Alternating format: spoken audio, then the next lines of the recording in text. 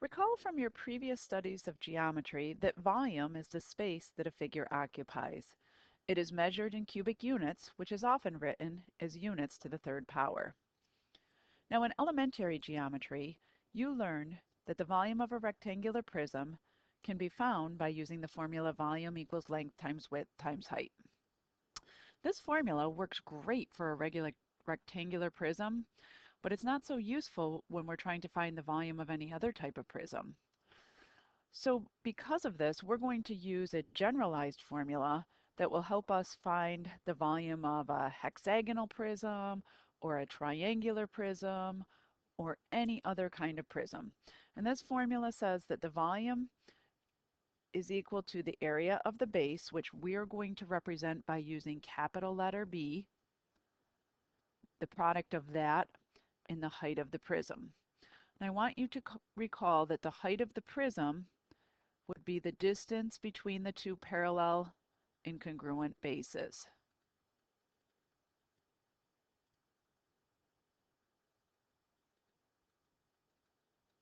So when we go back up to this volume equals length times width times height, when we find length times width, what we're really doing is we're finding the area of that rectangular base.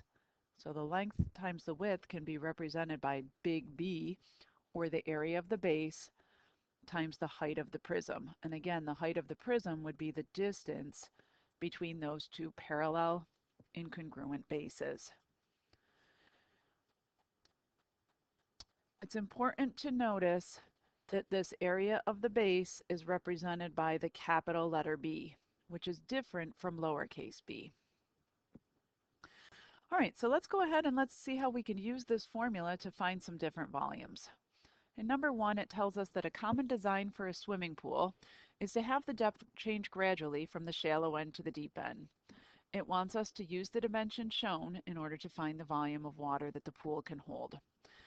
The most important thing for you to do with these types of problems is identify the base first. I can't say how important that is. Make sure you identify the base first. And the reason for that is that we're going to multiply the area of that base times the height. So if we haven't identified which piece is the base, it's going to be impossible to find its area and then substitute it into the formula. So again, recall that volume is equal to capital B, or area of the base, times the height of the prism.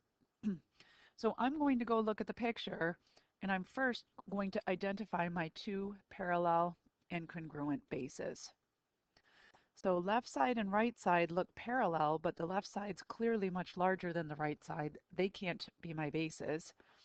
Top side and bottom side aren't parallel, and therefore they can't be my bases. The bases in this particular figure are actually the front side and the back side. And notice that they are both parallel and congruent.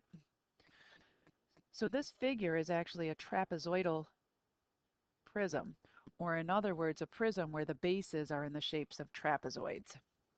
So it's important to note here that the bases are trapezoids.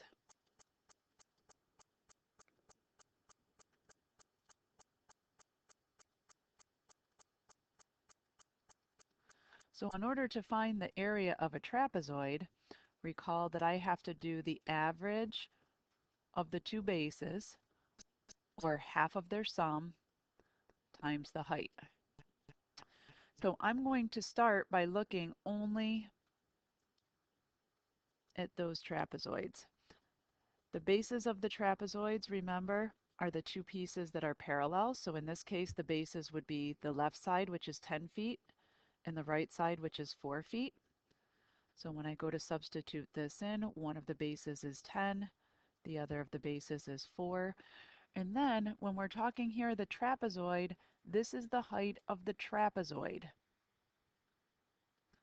So the height of the trapezoid is going to be the distance between these two parallel incongruent bases.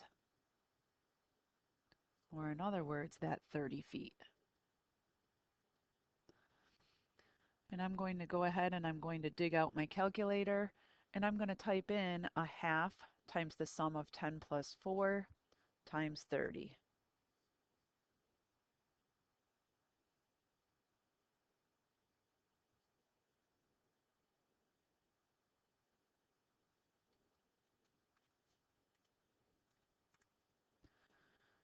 So the area of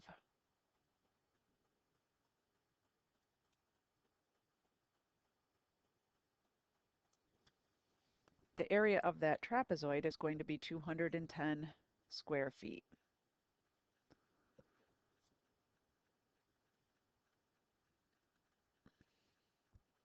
And that area of my trapezoid is the area of the base, or capital B, in the volume formula.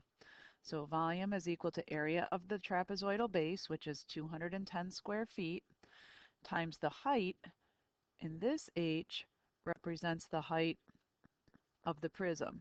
So this is where I think things can be a little bit confusing.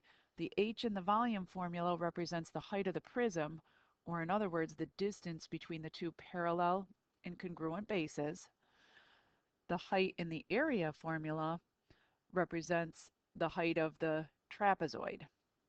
So the height of the prism is going to be the distance between the front yellow base and the back yellow base, or in other words, 15 feet. So now once again, I'm going to go ahead and I'm going to jump into my calculator. I'm going to multiply the 210 times the 15. So the volume of that trapezoidal swimming pool is 3,150 cubic feet.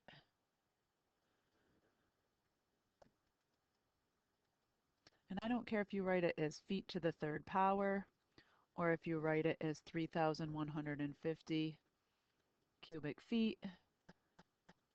Those are two different ways that you can express the exact same answer.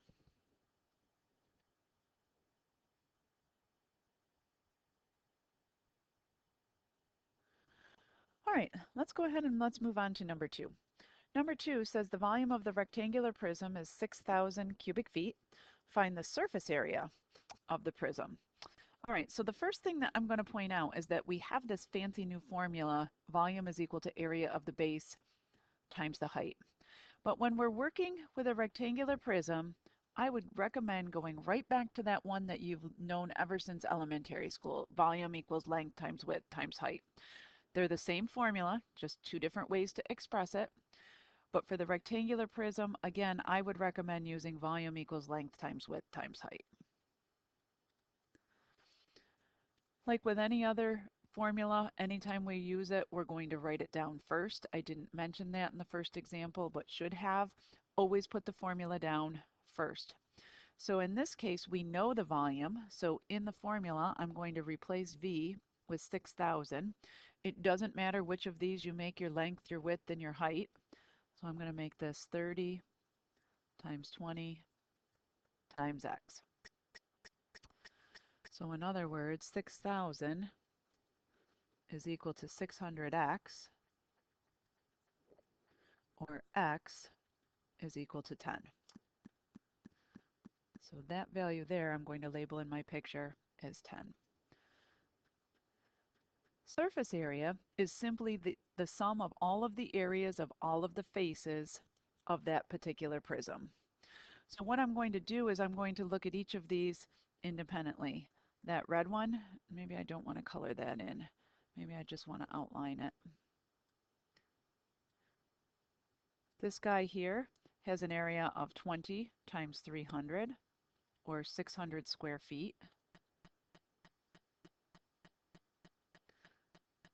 The fella on the top, the green one, has an area of 10 by 20, or 200 square feet. And this blue fella at the front of the prism has an area of 10 by 30, or 300 square feet. So the surface area is going to be the sum of, keep in mind that this cube or this prism has 6 faces. It has not only a top rectangular face that measures 200 square feet, but also a mirror image on the bottom that's also 200 square feet. So I'm going to say 2 times 200 for the top and bottom of that prism. I'm going to say 2 times 600 for the left side and right side of that prism. And I'm going to say 2 times 300 for the front and back of that prism. And then I'm going to go and I'm going to plug that into my calculator. So 2 times 200 plus 2 times the 600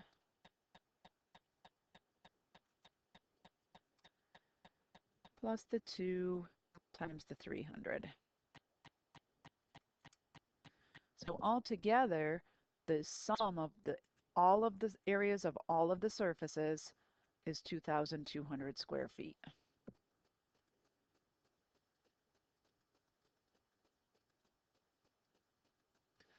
And again, notice the difference: area measured in square feet, volume measured in cubic feet. And again, if you want to say that's 2,200 square feet, two different ways of expressing the same answer. All right, as always, thank you for your attention and watching the video. I do want you to take a few minutes and in your own words express the key ideas and important understandings, and then see what you can do with those two questions on the following page.